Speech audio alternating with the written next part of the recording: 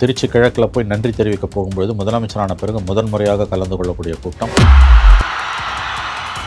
எதிர்க்கட்சிகளோட குற்றச்சாட்டு கடந்த 20 நாட்களாக எதிர்க்கட்சிகள் அவர் மேலே வச்சு குற்றச்சாட்டும் இங்கே நடக்கிற கொள்ளை எல்லாம் அதிகரிச்சிருச்சு அப்படின்னு தொடர்ந்து திமுக பண்ணுற பிரச்சாரத்திற்கும் இந்த முறை அவர் பதிலளிப்பாரா? ஒரு ஊர் விடாம ஒரு தெரு விடாம போதைப் பொருள் கலாச்சாரம் அப்படியே ஸ்ப்ரெட் ஆகி கொட்டி கிடக்குது. அது அப்பவே இனிஷியல் ஸ்டேஜ் அதை நீங்க கண்ட்ரோல் பண்ணியிருந்தீங்கன்னா இத்தனை பெண் குழந்தைகளை இத்தனை பெண்களை இழக்க வேண்டிய ஒரு சூழ்நிலை ஏற்பட்டிருக்குமா? கொஞ்சமாக ஒரு 3 மாசமா ஹனிமூன் பீரியடுவாங்க, அதை கொடுக்க மறுக்கிறாங்க. பதவி பறி போனதன் இந்த வைத்தறிச்சல் பிரதான கட்சிகளுக்கு குறிப்பாக திமுகவுக்கு இன்னமும் அடங்கவில்லை. அதனுடைய வெளிப்பாடு தான் இதெல்லாம். ஸ்டாலின் சார் பதவி போன அந்த கடுப்புல அறிக்கையா விட்டு தள்ளிக்கிட்டு இருக்கிறாரு. அதிமுகவினர் கூட்டமாக தாவைக்காவினர் சேர்றாங்க, மொத்தமாக போகிறாங்க. இதுக்கு விஜய் தான் காரணம். குதிரை பேரம் நடத்துகிறாரு. விஜய் மேலே தொடர்ந்து அதிமுகவினர் வைக்கிற குற்றச்சாட்டு எங்கள் எம்எல்ஏக்களை தூக்குறாரு, குதிரை பேரம் நடத்துகிறாரு, இது ஒரு கட்சியே இல்லை, அவதூறு பரப்புற கட்சி அப்படி இப்படின்னு சொல்கிறாங்க. இதுக்கு என்ன சார் பதில்? இந்த குழந்தையாங்க தூக்குறது விரும்பி தானே போகிறேன். குதிரை பேரம் கழுத பேரம்னா முதல்ல ஆதாரத்தை கொடு. குதிரை பேரம் பண்ணுறாரு, அது பண்ணுறாரு, இது பண்ணுறாருன்னு சொல்லிட்டு தப்பா கதையெல்லாம் அடிச்சு விட்டு தீய சக்தியும் தீந்து போன சக்தியும் எப்படி தடுக்க முடியும்? இதெல்லாம் சட்டப்படி நீ தடுக்க முடியாது. எம்எல்ஏவாக இருந்துட்டு போனால் கட்சி தகவல் தடை சட்டம் பாயும். அதனால தான் வந்த 25 பேரும் ஓடி போட்டோம். அப்படின்னால தனிநபர்கள் போகிறதையோ ஒரு எம்எல்ஏ ராஜினாமா பண்ணுறதையோ யாருமே தடுக்க முடியாது. அது எப்படி நீ தடுப்ப? ஸ்டாலின் சார், திமுக இப்போ தீய சக்தி மட்டும் இல்லை, மக்களை விட்டு ரொம்ப தூரமா போன தூர சக்தி. முதலமைச்சரானதுக்கு அப்புறம் பிரஸ் மீட் அப்படின்றது எல்லாருமே கம்பல்சரி பிரஸ் மீட் வைப்பாங்க. என்ன நடக்குது என்னதுன்னு மக்களுக்கு வெளிச்சம் அட்லீஸ்ட் அதுக்கு அடுத்த தலைவர்களாவது வரிசையாக கொடுக்க ஆரம்பிச்சுருவாங்க. ஆனால் இங்கே பிரஸ் மீட்ன்ற ஒன்று தொடர்ந்து 20 நாட்களாக தவிர்க்கப்பட்டே வருது. இது புது அரசியல்னு எடுத்துக்கலாமா, இல்லை இனிமே இது பழகிக்கணுமா? இப்படி தான் பழகிக்கணும். ஸ்டாலின் பேரிலையும் இப்படி தான் இருந்தது. ஸ்டாலின் ஒன்றும் பிரசம் 5 வருஷத்துல பார்த்ததே கிடையாது. திமுக நம்மளை தடுக்க, திமுக நம்மளை எதிர்க்க, திமுக நம்மளை அவமானப்படுத்த அத்தனையும் நமக்கு நன்மையே. அதிமுகவை விஜய் விழுங்கி கொண்டிருக்கிறார், கபலீகரம் செய்து கொண்டிருக்கிறார். எடப்பாடி தான் முடிஞ்சா தன்னை காப்பாற்றிக்கணும். இதுக்கு நடுவில் வேற யாரும் எந்த அல்லு சில்லும் உள்ள நம்மளை தடுக்கிறதோ எதிர்க்கிறதோ ஏதாவது பண்ணாங்கன்னா நிர்வாகம் அதுக்கு பொறுப்பில்லை ராஜா, நிர்வாகம் அதுக்கு பொறுப்பில்லை. இப்போ கூட கட்சியை காப்பாற்ற விட்டு விஜய் தான் குற்றச்சாட்டு பண்ற. அப்போ எதுக்கு நீ அப்போ உங்களுக்கு அசிங்கமா இல்லையா? பிரைம் 9 தமிழ் நேயர்கள் அனைவருக்கும் வணக்கம். இன்றைய நமது நேர்காணலில் நம்முடைய இணைந்திருப்பவர் மூத்த பத்திரிகையாளர் திரு மணி அவர்கள். சார் வணக்கம். திருச்சி கிழக்கில் இன்னைக்கு முதலமைச்சர் விஜய் அவர்கள் தனக்கு வாக்கு செலுத்திய மக்களுக்கு நன்றி தெரிவிக்கும் கூட்டத்தில் பங்கேற்க போகிறாரு. அதே 5000 பேர் வேன் மேலே ஒரு இன்றைக்கி பெரிய அளவு கூட்டம் போடாமல் அதை பிரச்சாரத்துக்கு என்ன உபயோகப்படுத்தாங்களோ அதே மாதிரி ஒரு QR ஸ்கேன் அதே மாதிரி கொண்டு போகிறாங்க. ஏன் பெருமளவு கூட்டத்தை இந்த தடவை கூட்டலை? ஏன்னா முதலமைச்சராக எல்லா பர்மிஷன் கிடச்சிருக்கும், பட் ஏன் இந்த இடம் பெருமளவு கூட்டத்தை கூட்டலை? ஆட்சிகள் மாறினாலும் காட்சிகள் மாறவில்லை. முதன்முறையாக அவர் முதலமைச்சரான பிறகு பங்கேற்கும் முதல் பொதுக்கூட்டம். ஒரு நார்மல் பொதுக்கூட்டம்னா யார் வேண்டுமானாலும் கலந்து கொள்ளலாம், பல ஆயிரக்கணக்கானவர்கள் வருவார்கள். அப்படி எதுவும் இல்லாமல் ஒரு கல்லூரி, ஒரு கிறிஸ்தவ கல்லூரி, அந்த இடத்துக்குள்ளே QR கோடு அடிப்படையில் தான் 5000 பேருனா இதெல்லாம் எதிர்த்து தான் இவங்க உயர்நீதிமன்றத்துக்கு போனாங்க. இந்த மாதிரியான கட்டுப்பாடுகளை விதிக்கிறாங்க, மற்றவர்களுக்கு விதிக்காத கட்டுப்பாடுகளை எங்களுக்கு விதிக்கிறாங்கன்னு சொல்லி தான் நீதிமன்றங்களுக்கு போனாங்க. இன்றைக்கி அதையே தான் இவங்களும் செய்கிறாங்க. அப்போ ஆட்சிகள் மாறினாலும் காட்சிகள் மாறவில்லை. அசம்பாவிதம் நடந்துவிடக்கூடாது என்ற எச்சரிக்கையில் இவர்கள் செய்கிறார்கள் என்று நாம் எடுத்துக்கொள்ள வேண்டும். அப்படித்தான் எடுத்துக்கொள்ள வேண்டும். இது உண்மையிலே ஒரு விதத்தில் துரதிருஷ்டவசமானது. ஒரு பப்ளிக் மீட்டிங், பொதுக்கூட்டம் என்பது யார் வேண்டுமானாலும் பார்க்க வேண்டிய ஒரு மிகப்பெரிய ஒரு திடல். இப்போல்லாம் எந்த இடத்துக்கு கேட்டாலும் அவங்களுக்கு அனுமதி கொடுப்பாங்க. அவர் தானே முதலமைச்சர் ஓடோடி கொடுப்பாங்க. விஜயோடைய கூட்டங்களுக்கு திருச்சி சுற்றி இருக்க பகுதிகளில் எந்த இடத்துலையும் அனுமதி கொடுக்க மறுத்த திமுகவினர் இன்றைக்கு இலவசமாக ஓடோடி எந்த இடத்தை வேண்டுமானாலும் கொடுப்பார்கள். செலவுகளை கூட அவர்களே எடுத்துக்கொள்வார்கள். மொத்தமாக எடுத்துக்கங்க அப்படின்னு சொல்லுவாங்க. அப்படி இருக்கும்பொழுது ஒரு பொதுக்கூட்டத்தை, ஒரு திறந்த வெளி திடலை நாடாமல் ஒரு கல்லூரிக்குள்ளே போய் இதை நடத்துகிறாங்க அப்படின்னா புரிந்து கொள்வது கடினமாக இருக்கிறது. இப்போ இது என்ன அரசியல்னு புரியல. அப்போ நீங்கள் தான் சொன்னீங்க QR கோடு மற்றவங்களுக்கு விதிக்காத கட்டுப்பாடுகள். நம்ம கூட பேசணும். ஒரு அரசியல் கட்சியை நீங்கள் எப்படிலாம் அடக்க முடியாது, சுருக்க முடியாது. QR கோடு வாங்கிட்டு பார்க்கணுன்றது சாதாரண பொதுமக்களுக்கு என்ன? QR கோடு பற்றிலாம் தெரியாதவங்க எவ்வளோ பேர் இருக்கும். அப்படியே தலைவனை பார்க்கணும்னு நினைக்கிறவன் என்ன பண்ணுவாங்க? விஜய் ஒரு கூட்டத்தை பார்த்து அவங்களே பயப்படுறாங்களோ சார்? அதுதான் அந்த பயம் மறுபடியும் வந்திருக்கு. கூட்டத்தில் மறுபடியும் ஏதாவது விரும்பத்தகாத நிகழ்வுகள் நடந்து விடலாம் என்ற அச்சத்தில் தான் இந்த பாதுகாப்பு ஏற்பாடுகள் செய்கிறார்கள். இது வரும் காலங்களில் இப்படி தான் அவருடைய அரசியல் இருக்குமா என்ற சந்தேகத்தை தான் கிளப்புகிறது. அப்படின்னா வந்து ஒரு ஒரு வரையறுக்கப்பட்ட ஒரு ஒரு ஒரு கட்டமைப்புக்குள், ஒரு ஃப்ரேம் ஒர்க்குள்ளே தான் அவர் ஃபங்க்ஷன் பண்ணுவாரா விஜய், முதலமைச்சர் விஜய் என்ற கேள்வி எழுவது இயல்பானது. எப்படி பார்த்தாலும் இது ஏற்புடையதல்ல. ஒரு திருச்சி கிழக்கில் போய் நன்றி தெரிவிக்க போகும்பொழுது முதலமைச்சரான பிறகு முதன்முறையாக கலந்து கொள்ளக்கூடிய கூட்டம், அது பறந்து விரிந்த ஒரு நிலப்பரப்பில் நடந்திருக்க வேண்டும். யார் வேண்டுமானாலும் வந்து அவரை பார்க்கலாம் என்ற அளவில் அது நடந்திருக்க வேண்டும். அது இப்படி சுருக்கிறதுன்றது புரியல. அப்போ நாளைக்கு இது வேணான்ட்டு ஆன்லைனுக்கே கூட போகலாம் அவர்கள். இதை புரிந்து கொள்வது கடினமாக இருக்கிறது. எதிர்க்கட்சிகளோட குற்றச்சாட்டு கடந்த 20 நாட்களாக எதிர்க்கட்சிகள் அவர் மேலே வச்ச குற்றச்சாட்டும் இங்கே நடக்கிற கொள்ளை எல்லாம் அதிகரிச்சிருச்சு அப்படின்னு தொடர்ந்து திமுக பண்ணுற பிரச்சாரத்திற்கும் இந்த முறை அவர் பதிலளிப்பாரா? பதில் சொல்லுவார் என்று தான் நான் எதிர்பார்க்கிறேன். எல்லா ஆட்சியிலும் நடக்கிற கொள்ளை தான் நடக்குது. அது வேண்டுமானால் சற்று கூடுதலாக இருக்கலாம். அந்த புள்ளி விவரங்களை வச்சு பேசினா நல்லாயிருக்கும். ஸ்டாலின் ஆட்சியில் எவ்வளோ, எடப்பாடி ஆட்சியில் எவ்வளோன்ட்டு. ஆனால் இன்றைக்கு ஒருதலை பட்சமாக மீடியா போய் கொண்டிருக்கிறது. சோஷியல் மீடியாவும் இன்றைக்கி வந்து, ஏன்னா சோஷியல் மீடியாவிலே இவங்க அதிகாரத்தை பிடிச்சவங்க, இன்றைக்கி அதுவே இவங்களுக்கு எதிராக திரும்புது. இதற்கெல்லாம் இன்றைக்கு அவர் பதில் சொல்லுவார் என்று நாம் உங்களைப் போல நானும் எதிர்பார்க்கிறேன். அவர் சொல்லுவாரா இல்லையான்றது அவருக்கே வெளிச்சம், நமக்கு தெரியாது. ஏன்னா தொடர்ந்து அவங்க கட்சிக்காரங்க சொல்லிட்டு வர்றதா, டைம் கொடுங்க, கொஞ்சம் டைம் கொடுங்க, இப்போ தான் வந்திருக்கோம் அப்படின்னு. கொஞ்சமாக ஒரு 3 மாதமாக ஹனிமூன் பீரியடுன்னுவாங்க, அதை கொடுக்க மறுக்கிறாங்க. பதவி பறி போனதன் அந்த வைத்தறிச்சல் பிரதான கட்சிகளுக்கு, குறிப்பாக திமுகவுக்கு இன்னமும் அடங்கவில்லை. அதனுடைய வெளிப்பாடு தான் இதெல்லாம். தோல்வியை ஒப்புக்கொள்ளக்கூடிய பெருந்தன்மை திமுகவுக்கு இன்னமும் வரவில்லை. அதனால தான் 3 மாதமாக ஹனிமூன் பீரியடு கொடுக்கணுன்றது ஒரு நியதி. 3 செகண்டுக்கு ஒரு வீடியோ, ஒரு ட்வீட்டு, 30 செகண்டுக்கு ஒரு அறிக்கைன்னு கொடுத்துக்கிட்டு இருக்காங்க. 30 நிமிஷத்துக்கு ஒரு நியூஸ் கார்டு வேறு. இதெல்லாம் மக்கள் மத்தியில் இன்னமும் வெறுப்பு தான் வளர்க்கும். இன்றைக்கு எதிர்க்கட்சிகளின் குற்றச்சாட்டுகளுக்கு அவர் பதில் சொல்லுவார் என்று நாம் எதிர்பார்க்கலாம். பதில் சொல்லனா ஒன்றும் பண்ண முடியாது. ஏன்னா எதுக்குமே ஒரு ரியாக்ட் பண்ண மறுக்கிறார். இது ஒரு வித்தியாசமான அணுகுமுறையாக இருக்கிறது. எதற்குமே பதில் சொல்லாமல் ஒரு அரசு இருக்க முடியாது. 20 நாட்களாக அப்படித்தான் இந்த அரசு ஓடிக்கொண்டிருக்கிறது. இன்னும் 1 மாதம் கூட முடியல. இன்றைய கூட்டத்தில் அவர் ஓரளவுக்காவது இந்த குற்றச்சாட்டுகளுக்கு பதில் சொல்வார் என்று நான் எதிர்பார்க்கிறேன். முதலமைச்சரானதுக்கப்புறம் ப்ரெஸ் மீட் அப்படின்றது எல்லாருமே கம்பல்சரி ப்ரெஸ் மீட் வைப்பாங்க. என்ன நடக்குது என்ன அதுன்னு மக்களுக்கு வந்து வெளிச்சம், அட்லீஸ்ட் அதுக்கு அடுத்த தலைவர்களாவது வரிசையாக கொடுக்க ஆரம்பிச்சுருவாங்க. ஆனால் இங்கே ப்ரெஸ் மீட்ன்ற ஒன்று தொடர்ந்து 20 நாட்களாக தவிர்க்கப்பட்டே வருது. இது வந்து புது அரசியல்னு எடுத்துக்கலாமா, இல்லை இனிமேல் இது பழகிக்கணுமா? இப்படி தான் பழகிக்கணும். ஸ்டாலின் பேரிலையும் இப்படி தான் இருந்தது. ஸ்டாலின் ஒன்றும் ப்ரெஸ்ஸை 5 வருஷத்தில் பார்த்ததே கிடையாது. எழுதி கொடுத்த கேள்விகளுக்கு தான் பதில் சொல்லுவார். ஒரு ஃபுல் ஃப்ளெஜ்டு ப்ரெஸ் மீட்டு ஸ்டாலின் பீரியடில் நடந்ததே கிடையாது. அதிகாரிகள் பேசுவாங்க, மற்ற அமைச்சர்கள் பேசுவாங்க. இங்கேயும் அந்த மாதிரி காலப்போக்கில் அதிகாரிகள் பேசுவார்கள், அமைச்சர்கள் பேசுவார்கள் என்று தான் நான் எதிர்பார்க்கிறேன். இது தொடரும். இது ஒரு புது கல்ச்சர் வந்துடுச்சு. இனிமேல் யார் சிஎம்மாக வந்தாலும் ப்ரெஸ்ஸை ஒன்றும் கிட்ட சேர்க்க மாட்டாங்க. நீங்கள் எங்களுக்கு வேணான்றாங்க. அது இந்த கட்சி, இந்த ஆட்சி மெயின் ஸ்ட்ரீம் மீடியாவை நம்பி வரல. மெயின் ஸ்ட்ரீம் மீடியா அவங்களுக்கு எதிராக தான் நின்றுது. முழுக்க சோஷியல் மீடியா நம்பி வந்தவங்க எங்களுக்கு அது போதுன்றாங்க. நீ எனக்கு வேணான்றாங்க. ப்ரெஸ்ஸே தேவையில்லைன்னு சொல்கிறேன். எனக்கு வேணாம், ப்ரெஸ்ஸு வேணாம். எனக்கு நீங்கள் யார்? எனக்கு மக்களுக்கும் எனக்கும் மத்தியில் நீங்கள் யார்? நான் மக்களோட நேரடியாக உரையாடுறேன். எனக்கு தொழில்நுட்பம் அந்த வசதியை பண்ணியிருக்கு. சோஷியல் மீடியான்ற ஒன்று இல்லாத காலத்தில் 15 வருஷத்துக்கு முன்னால், 20 வருஷத்துக்கு முன்னால் நாங்கள் உங்களை நம்பி இருந்தோம். ஒரு செய்தியை கொண்டு போனோன்னா தினத்தந்தி பேப்பரு, தொலைக்காட்சி, வானொலி அப்படிலாம் இருந்தது. இன்றைக்கி அது இல்லை. கையளவு உலகம். நான் இன்ஸ்டாவில் ரீல்ஸ் போடுறேன், யூடியூப்பில் பேசுகிறேன், ட்விட்டரில் போடுறேன். இன்னும் பிற தொழில்நுட்ப கொடுத்துருக்கக்கூடிய வசதிகளை நான் பயன்படுத்திக்கிறேன். நீ யார் எனக்கு நடுப்புற? மீடியா எனக்கு வேணாம், உங்களை நாங்கள் கூப்பிடவே இல்லைன்ட்டாங்க. இது மீடியா மேலே வைக்கிற குற்றச்சாட்டா? இல்லை, மீடியா எனக்கு வேணான்றார் அவர். அவங்க கட்சி மீடியா எங்களுக்கு வேணான்னு. முதலமைச்சர் தலைவராக பொறுப்பேற்ற அவருக்கு 27 மாதங்கள் கட்சி ஆரம்பித்த 27 மாதங்களில் ஆட்சியை பிடித்தார். மிகப்பெரிய சாதனை. பட் கட்சி தலைவராக இருக்கும்போது அவர் ப்ரெஸ்ஸை பார்க்கல, முதலமைச்சரான பிறகும் பார்க்கல. பார்க்கணுன்றது ஒன்றும் விதி கிடையாது, ஆனால் மரபு.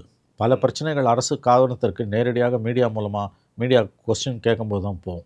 ஏன்னா அதிகாரிகள் போய் தான் சொல்லுவாங்க. விருப்பப்பட்ட செய்திகள் மட்டும்தான் எந்த முதலமைச்சரின் காதுக்கும் வரும். அதேமாரி முதலமைச்சர் காதுக்கு அரசுக்கு எதிரான செய்திகள் போவது என்பது கடினம். அது எப்போ போகும்னா ப்ரெஸ் மீட்டில் தான் போகும். ஏடாகூடமாக கேள்வி கேட்கும்போது தான் போகும். ஏன்னா அதிகாரி போய் தான் சொல்லுவான். பெரும்பாலான அதிகாரிகள் போய் தான் சொல்வார்கள், போய் மட்டும்தான் சொல்வார்கள். தேனும் பாலும் ஓடுதுன்னுவாங்க. அது ஆண்டாண்டு காலமாக இருக்குது. மாதம் மும்மாறி பொழிகிறதா மண்ணான், பொழிகிறதுன்னுவான். மழை பெய்யறது கூட ராஜாவுக்கு தெரியாது. இப்படி வந்து தான் தமிழ்நாடு. இன்றைக்கி அந்த மாதிரி அதிகாரிகள் தான் ஸ்டாலின்கிட்டையும் இருந்தாங்க, எடப்பாடிக்கிட்டையும் இருந்தாங்க. எடப்பாடியாவது கொஞ்சம் ப்ரெஸ்ஸை பார்த்தாரு, ஸ்டாலின் சுத்தமாக பார்க்கல. அது இன்றைக்கி வந்து தொடருது. ஆனால் ஸ்டாலின் விருப்பப்பட்ட சில பத்திரிகையாளர்களை மட்டும் அழைத்து பார்த்தார். அவருக்கு விருப்பப்பட்ட கேள்விகளை மட்டும் கேட்பார்கள். உங்களுக்கு பிடித்த நிறம் என்ன, உங்களுக்கு பிடித்த உணவு என்ன, உங்களுக்கு பிடித்த ஆடை என்ன, இப்படி தான் ரொம்ப இப்படிப்பட்ட மிக முக்கியமான வரலாற்று சிறப்புமிக்க அரசே நிதி கதிகலங்க வைக்கக்கூடிய கேள்விகளை தான் நம்முடைய பத்திரிகையாளர்கள் கேட்டார்கள். அது கூட இன்றைக்கி வந்து இவர்கிட்ட கிடையாது, விஜய்கிட்ட கிடையாது, சுத்தமாக கிடையாது. விஜய் ஏன் ப்ரெஸ்ஸை பார்க்கலன்னு கேட்குற தார்மீக உரிமை திமுக கிடையாது. அவங்க தலைவர் ஒன்றும் பார்க்கல.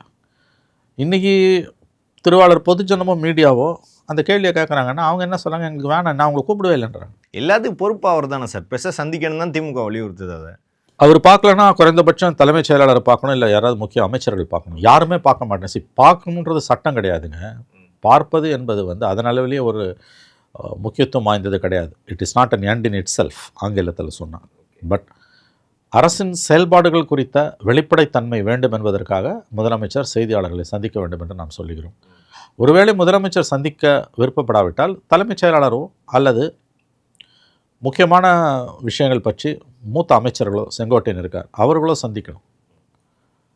இப்போ ஆதவர்ஜனா மட்டும்தான் பேசிகிட்டு இருக்கார். எல்லாத்துக்கும் அவரே பேச முடியாது. அப்புறம் முதலமைச்சர் ஒருத்தர் எதுக்கு இருக்கார்? மாநிலத்தின் நலன் சார்ந்த பல விஷயங்களை முதலமைச்சர் வாயிலிருந்து தான் நாம் கேட்க ஆசைப்படுகிறோம். அவர் பேச மறுக்கிறார். இது என்னை பொறுத்த வரைக்கும் இது ஆபத்தான போக்கு தான். ஏன்னா என்ன நடக்குது நிர்வாகத்தில்னு நமக்கு தெரியல. முதலமைச்சர் கடந்த வாரம் போய் பிரதமரை பார்த்து விட்டு வந்தார். அந்த சந்திப்பில் என்ன நடந்ததுன்றது நமக்கு தெரியாது. அவங்களா ஏதோ ஒரு ஸ்டேட்மெண்ட் கொடுக்குறாங்க, 4 கோரிக்கைன்றாங்க. ஸ்டாலின் முதலமைச்சராக இருக்கும்போது 43 கோரிக்கையோ 63 கோரிக்கையோ வச்சாங்க. எடப்பாடி இருக்கும்போது 20-25 கோரிக்கைகள் வச்சாங்க. ரெண்டாவது, முதலமைச்சர் போகும்போதெல்லாம் தலைமைச் செயலாளர் உடன் போவார். இன்றைக்கு தலைமைச் செயலாளர் பிரதமரை பார்க்க எடப்பாடி விஜய் போனப்போ கூட போகலை. அப்போ என்ன நடந்தது அங்கே? பிரதமரிடம் இவர் என்ன கோரிக்கை வைத்தார், என்ன சொன்னார், இது எதுவுமே நமக்கு காதுக்கு இல்லை. இது மாதிரி ஒவ்வொரு துறை சார்ந்த விஷயங்கள்லையும் நமக்கு அரசின் பதில் என்னன்னு தெரியல. நம்ம ஏன் ப்ரெஸ்ஸை பார்க்கணும் முதலமைச்சர்னு கேட்குறோன்னா, அப்போ தான் வெளிப்படைத்தன்மை இருக்கும். நிர்வாகத்தின் வெளிப்படைத்தன்மை அதன் மூலமாகத்தான் வெளிப்படும். இன்ஃபேக்ட் அரசுக்கு நல்லது என்னென்னா வந்து அதிகாரிகள் பெரும்பாலும் போய் தான் சொல்லுவாங்க. ப்ரெஸ் மீட்டில் தான் உண்மைகள் வெளியில் வரும். ஆனால் அவர் காது கொடுத்து கேட்க தயாராக இல்லைன்னா நம்ம ஒன்றும் செய்ய முடியாது. அதிகாரிகள் மேலும் மேலும் இந்த அரசை கட்டுப்படுத்துவார்கள். அதிகாரிகளின் கட்டுப்பாட்டுக்குள் அரசு போகுமே ஆனால் அது மிகப்பெரிய நெருக்கடியை நோக்கி நகர்கிறது என்ற அர்த்தம். செய்தியாளர்களை சந்திக்க மாட்டோம் என்பதை கொள்கை முடிவாகவே முதலமைச்சர் விஜய் வைத்திருக்கிறாரோ என்று தான் நமக்கு தோன்றுகிறது. அப்படி இருக்குமே ஆனால் அது மிகவும் துரதிருஷ்டவசமானது. இன்ஃபேக்ட் மாநில அரசுக்கு அது ஆபத்தானது. முதல் அவரோட பிரச்சாரத்தை திருச்சியில் தான் ஆரம்பிச்சார். அந்த திருச்சி ஏர்போர்ட்லேருந்து அவர் போய் சேர்றதுக்கு காலையில் 12 மணின்னு சொல்லிட்டு மதியம் 3 மணிக்கு தான் போய் சேர்ந்தார். அந்த அளவுக்கு மக்கள் ஒரு கூட்டம் இருந்துச்சு. ஆட்சிக்கு வந்துட்டார். இன்னும் அதே கூட்டம் தொடரும்னு நினைக்கிறீங்களா? எனக்கு எப்படிங்க தெரியும்? நீங்கள் எதுக்கு எந்த கேள்வி என்ன கேட்குறீங்க? நீங்கள் அங்கே போய் பாருங்கள் திருச்சியில். அது வருமா வராதான்னு எனக்கு எப்படி தெரியும்? அதான் QR கோடு வச்சுட்டாங்களே. பொதுவாக மக்கள் மத்த கிரேஸு அது எப்படிங்க எனக்கு தெரியும்? 20 நாள் தான் ஆகுது. QR கோடு வச்சுட்டாங்க. காலேஜுக்குள்ளே போய் நிகழ்ச்சி நடத்துகிறாங்க. கரூர் சம்பவத்தில் கற்றுக்கொண்ட பாடம் அது. இந்த QR கோடு வச்சு முதலமைச்சரோட முதல் கூட்டம் நடப்பது என்பது என்னை பொறுத்தவரையில் தவறானது. யார் வேணால் வந்து பார்க்கலான்னு இருக்கணும். தான் வாக்களித்த முதலமைச்சரை பார்க்குறதுக்கு QR கோடு அது என்னது? அது நீங்கள் எடுத்துன்னு போய் காமிக்கணும், மொபைலில் காமிக்கணும். இல்லை இப்போ மொபைலு பஞ்சுக்கு இந்த ஃபோனு ஹேண்ட்செட் வச்சுருக்காங்கல்ல, உங்களுக்கு வந்து பட்டன் ஃபோன் வச்சுருக்காங்க. அது என்ன?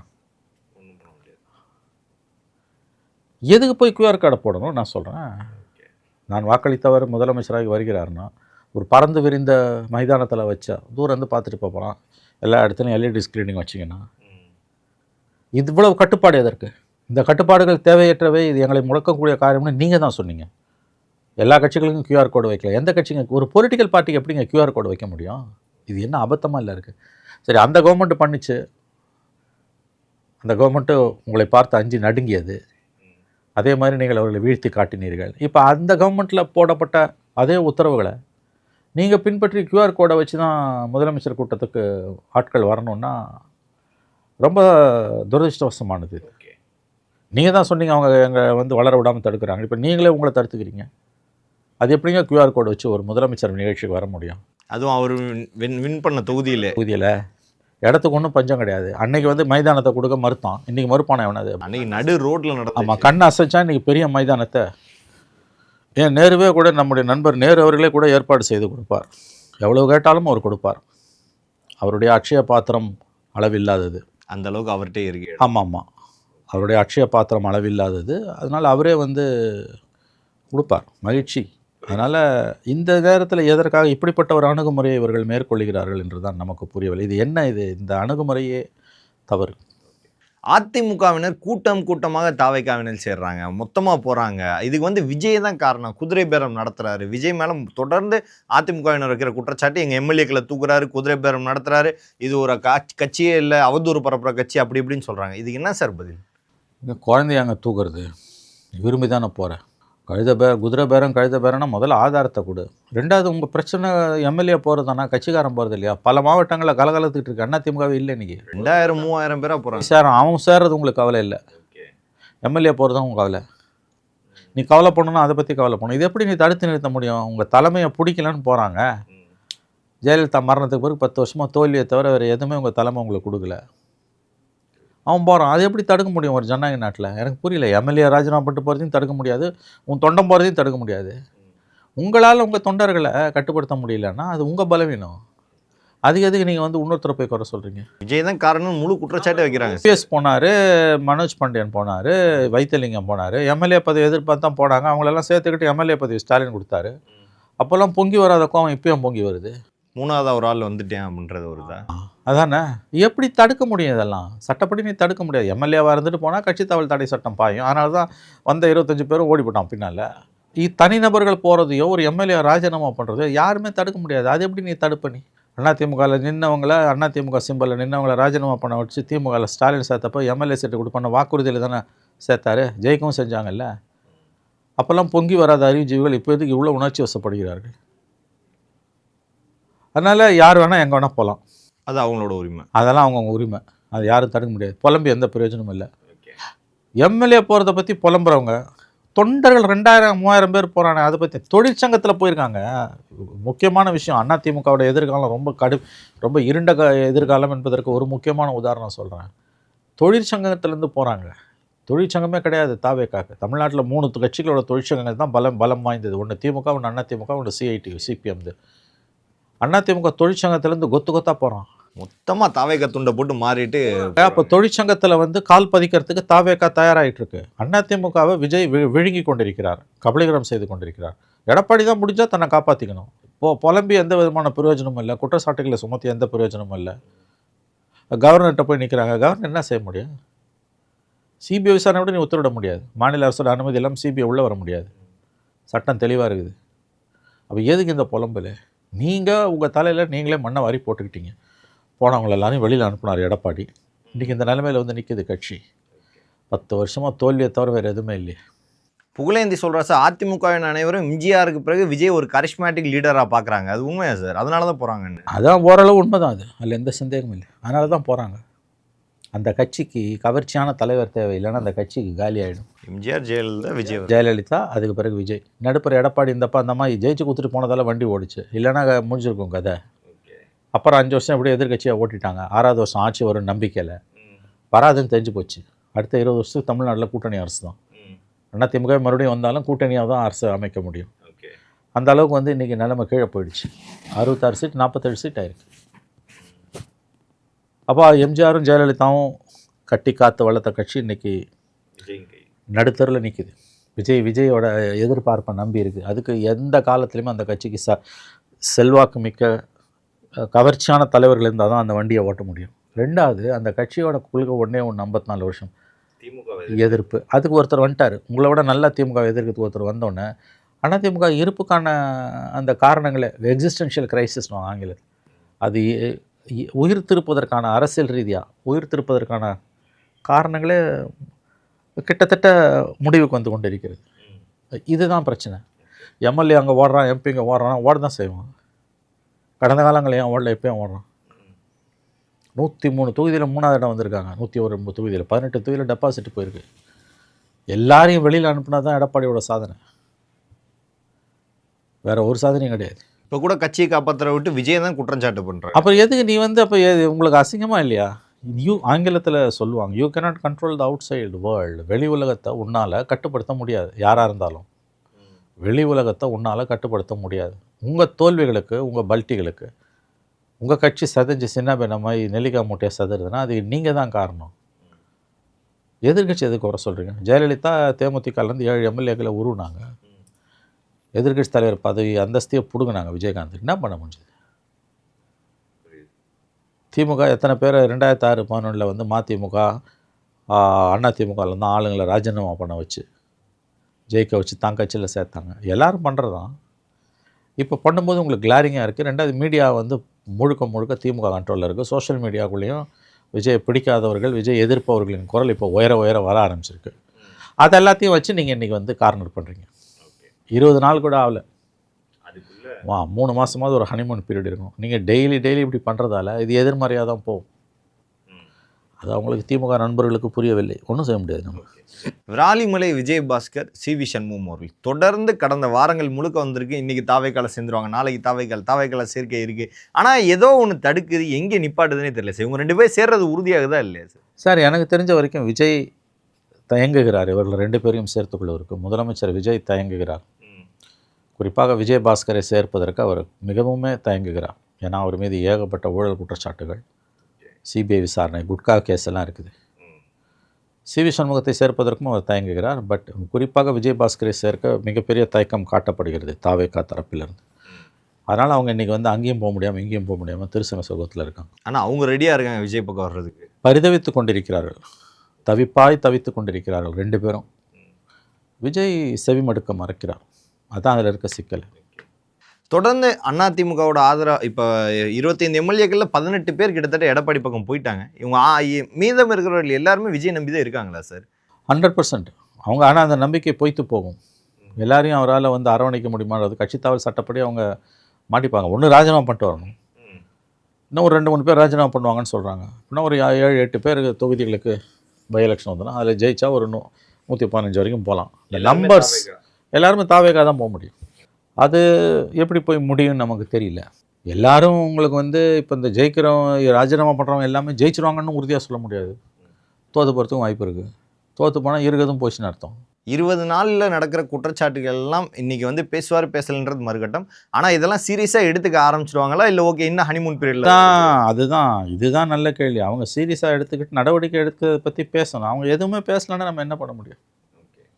ஹனிமூன் பீரியடு நான் சொல்கிறது வந்து அவங்க தவறே செய்யலைன்னு நான் சொல்லலை. தப்பிச்சுக்கோ அவங்கள தப்ப வைக்கிறதுக்காக நான் காப்பாற்றுறதுக்காக சொல்லலை.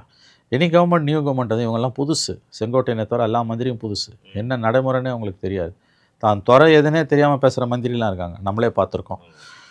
ஆகவே அவர்களை வைத்துக்கொண்டு நீங்கள் ஆட்சியை பற்றி பேசும்பொழுது கொஞ்சம் கிரேஸ் பீரியடை கொடுத்து தான் ஆகணும்.